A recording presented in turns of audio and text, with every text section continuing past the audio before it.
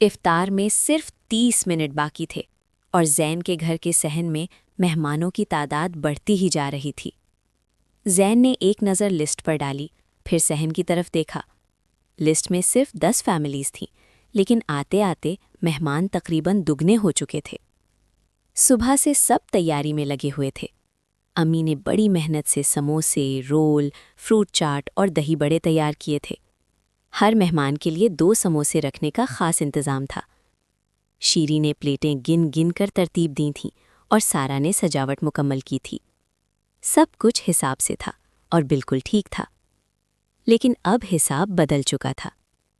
شیری نے آہستہ سے سموسے دوبارہ گنے اور زین کے قریب آ کر کہا کہ اگر ہر پلیٹ میں 2 سموسے رکھے گئے تو آدھے لوگوں تک سموسے پہنچ ہی نہیں پائیں گے۔ امی کے چہرے پر بھی ہلکی سی فکر نظر آنے لگی۔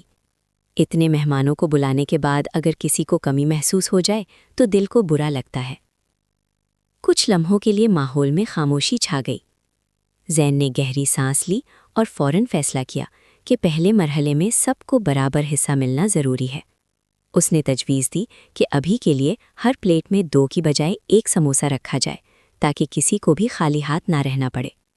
سارا اور شیری فوراً کام میں لگ گئے۔ پلیٹوں کی ترتیب بدلی گئی، بچوں اور بڑوں کی قطاریں منظم کی گئیں اور سب نے مل کر جلدی جلدی نئی ترتیب بنا دی۔ لیکن زین کے ذہن میں ایک اور خیال بھی چل رہا تھا۔ اسے یاد آیا کہ اس نے کچھ رقم اپنی عیدی اور بچت میں سے سنبھال کر رکھی ہوئی ہے۔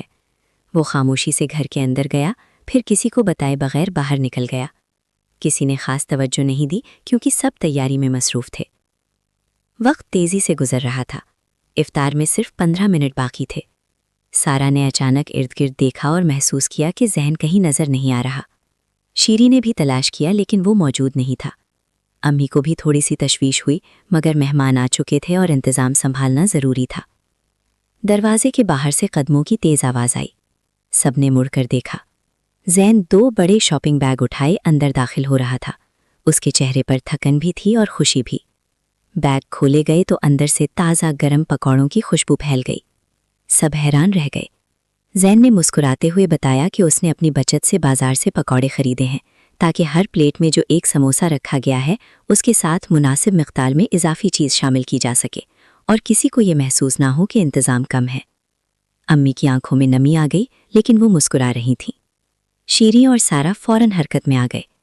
پلیٹوں میں پکوڑے شامل کیے گئے، ترتیب بہتر کی گئی اور چند ہی منٹوں میں سب کچھ پہلے سے زیادہ مکمل نظر آنے لگا۔ اب ہر مہمان کی پلیٹ میں 1 سموسہ، پکوڑے، رول، فروٹ چاٹ اور باقی چیزیں مناسب مقدار میں موجود تھیں۔ نہ صرف کمی پوری ہو گئی بلکہ آخر میں کچھ اضافی بھی بچ گیا۔ پھر مسجد سے اذان کی آواز گونجی۔ سارا صحن میں پھیلی نرم روشنی کو دیکھ رہی تھی، شیری خاموشی سے ہاتھ اٹھائے دعا کر رہا تھا اور زین دل ہی دل میں شکر ادا کر رہا تھا کہ اس نے گھبراہٹ کے بجائے حل تلاش کیا۔ سب نے مل کر افطار کیا۔ مہمان خوش تھے، کسی کو اندازہ بھی نہ ہوا کہ کچھ دیر پہلے کتنی بڑی مشکل سامنے کھڑی تھی۔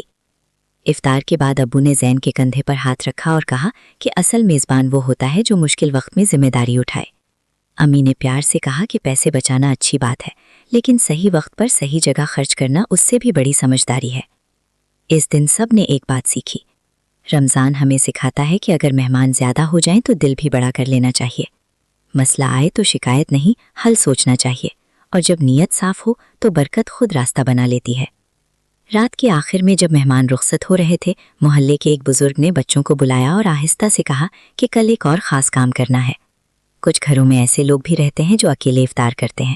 اگر تم چاہو تو ان کے لیے افطار باکس تیار کر سکتے ہو۔ زین، سارا اور شیری نے ایک دوسرے کی طرف دیکھا۔ نئی مہم شروع ہونے والی تھی، لیکن انہیں ابھی تک یہ نہیں معلوم تھا کہ کل جب وہ افطار باکس لے کر نکلیں گے تو ایک ایسے دروازے پر پہنچیں گے جو ان کی سوچ سے بھی زیادہ بڑا راز اپنے اندر چھپائے بیٹھا ہوگا۔